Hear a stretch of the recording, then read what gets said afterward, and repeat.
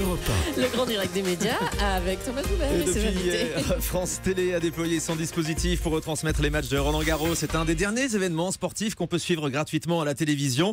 Laurent Luyat a donc retrouvé sa terrasse sur le court. Philippe Chatrier, Lionel Chamoulot, sa cabine de commentateur. Et avant de rejoindre la porte d'Auteuil tout à l'heure, ils sont tous les deux en direct avec nous sur Europe 1. Bonjour messieurs. Bonjour. Vous repartez dans quel état d'esprit avant chaque Roland-Garros? Franchement, depuis toutes ces années, est-ce que c'est devenu une routine pour vous? Il y a encore une vraie excitation? Lionel, c'est le 30e et moi le 15e.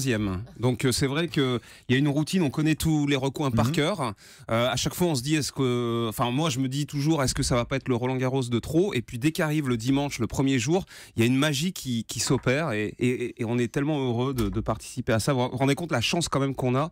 Lionel qui commente tous les gros matchs, moi je suis sur la terrasse, il y a un présentateur.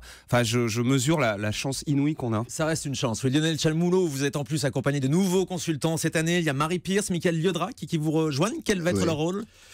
Michael Liodra, son rôle est plutôt lié à la coulisse parce que c'est quelqu'un qui a un naturel formidable et qui a un contact toujours extraordinaire avec les joueurs avec lesquels il a joué d'ailleurs, contre lesquels il a joué aussi, et qui a cette faculté d'aller chercher les infos, d'aller chercher les invités. Marie Pierce, Marie c'est quand même la dernière française à avoir remporté Roland-Garros. Oui, elle s'était un peu éloignée du tennis, c'était en 2000. C'est la Marie-Myriam de Roland-Garros en fait.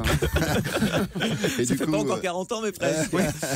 Et du coup, elle s'était un petit peu éloignée du tennis et là elle est revenue et on en est ravis parce que c'est une belle personne, c'est une bonne personne. C'est une première pour elle. C'est une première avec ce rôle-là et ça a commencé hier avec Laurent sur la terrasse. Elle est souriante, elle est enjouée, c'est vraiment. Et faire intervenir des anciens joueurs, c'est primordial pour les téléspectateurs. Ils apportent vraiment quelque chose.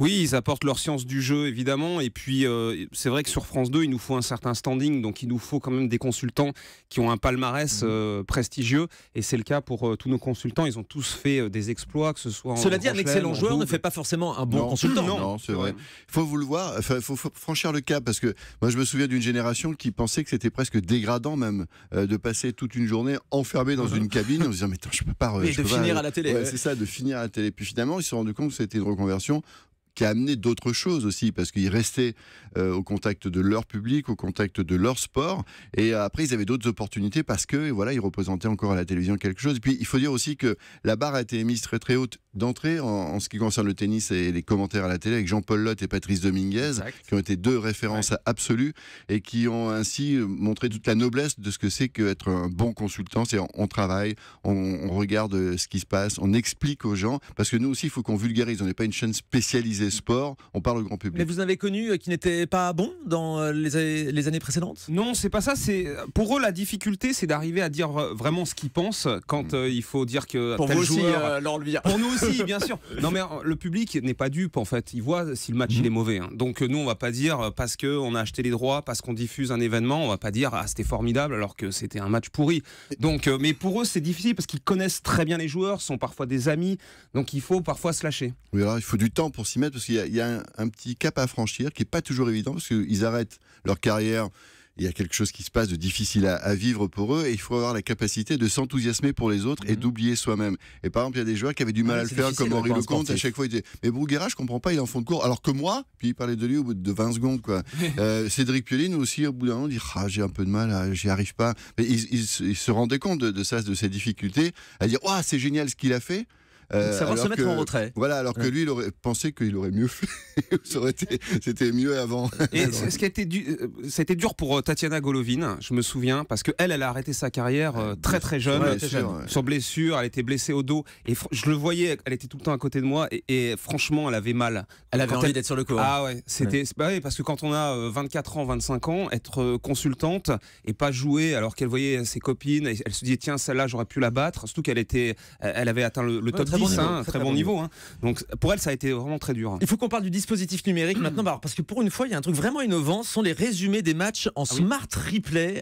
On va choisir la durée de son choix, 3 minutes, 5 minutes ou 10 minutes, et on a un résumé du match sans les temps morts. C'est génial. Ah oui, ça c'est une nouveauté assez révolutionnaire. Suivant le temps que vous avez, vous choisissez. Si vous êtes pressé, vous avez le résumé effectivement de 3 minutes avec vraiment l'essentiel. 5 ou 10 si vous avez le temps de voir vraiment un beau condensé du match. Ça, il n'y a plus besoin de regarder des matchs pendant 3h30 à la télé. Si, attendez. Mais qu'est-ce qu'il raconte?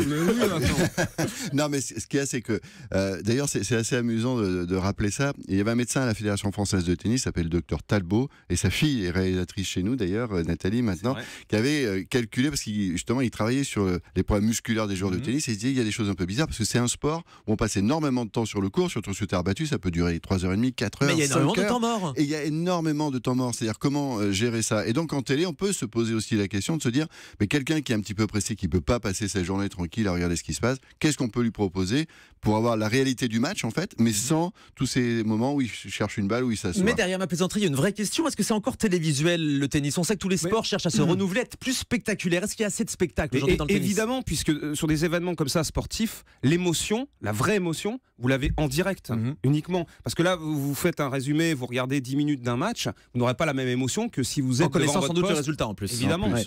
Quelles améliorations techniques sont encore possibles pour le tennis? On a justement beaucoup de choses encore à envisager parce que le site va changer de Roland-Garros. Il est en pleine transformation. Les travaux ont enfin commencé.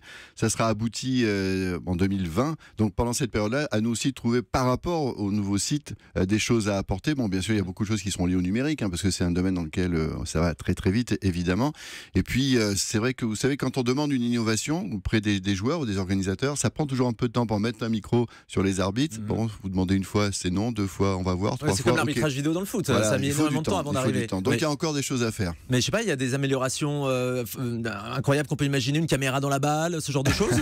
Chaque année, il y a des innovations. Hein. Franchement, là, on peut même voir un match en 360 degrés, comme si vous étiez avec les cases dans de la réalité tribune. virtuelle. Exactement. Ouais, ça existe aussi. C'est quand même génial. Hein. Alors les téléspectateurs font généralement un gros reproche à France Télévisions pendant Roland-Garros, ce sont les coupures publicitaires. C'est vrai qu'il y en a énormément. Est-ce que vous en souffrez, vous aussi? C'est pas pénible d'interrompre les matchs tout le temps? Déjà, il faut dire aux téléspectateurs que ce ne sont pas Lionel et moi qui programmons les pubs. Vous n'êtes pas responsable. Oui, parce que parfois, on nous dit il y en a marre avec vos pubs.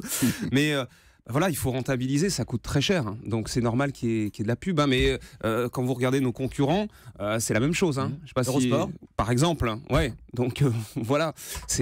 Pour avoir du sport en gratuit à la télévision, c'est le modèle aujourd'hui, il faut de la publicité. Voilà, quand vous voyez la Ligue des Champions bientôt, il y aura même plus un match gratuit.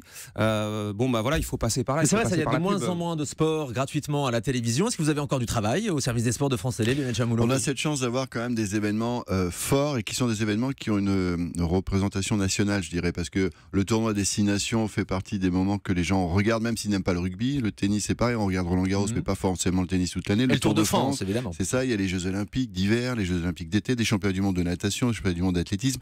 On a ce qu'il faut, puis il y a 2 émissions quand même qui sont là pour tenir les gens informés de ce qui se passe dans le sport. Il y a Tout le sport et Stade 2. Donc oui, ça existe encore, oui, pourvu que ça dure, et aussi pourvu que dans les chaînes, d'une façon générale, pas que chez nous, on se dise, il faut tout de même du sport à la télé, parce que c'est le haut niveau qui va enclencher de l'émotion et de l'envie d'en faire. Les organisateurs de ces grands événements nous font confiance quand même. Hein. Vous voyez, que ce soit la Fédération française de tennis, en renouvelant les droits chaque année, ça c'est vrai. sur le Tour de France. Stade 2, ça va continuer à la rentrée. Vous avez déjà les informations, Lionel Chamoulot? Lionel. Alors, Laurent Ah oui, ça va, ça va continuer à la rentrée. Oui, mais avec qui, ça on ne sait pas encore.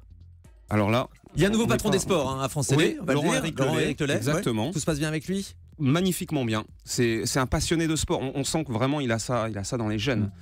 Il aime le sport, il nous fait confiance. Vraiment, il vous oblige aussi à prendre des jours de repos pendant les événements sportifs? Voilà, Lionel, aujourd'hui. C'est le droit du travail qui fait qu'effectivement. Lionel Chamoulot, vous êtes en repos aujourd'hui à Roland-Garros. Je suis venu vous voir parce que ça me fait très plaisir de participer à votre En plus, il y a émission. Nadal qui joue aujourd'hui, il est en repos, donc il est au 36e dessous. Honnêtement, cette règle, c'est un peu n'importe quoi. Je sais que c'est le droit du travail, on est entièrement d'accord, mais bon, sur un événement sportif comme celui-là. De l'autre côté, on n'a pas le choix. C'est une obligation parce que si Laurent dit, bon, ok, je prends ma journée de repos, et puis ceux qui s'occupent de ça le voient à l'antenne. Voilà, c'est ça le problème. Voilà. Il y en a qui peuvent donc prendre demain, repos, je serai en repos. Ouais. Demain, il sera en repos. Et enfin, vous donc à l'inspection du travail. Voilà. Laurent Luyat, Lionel Chamoulot sont sur Europe 1 ce matin. À tout de suite avec Oli.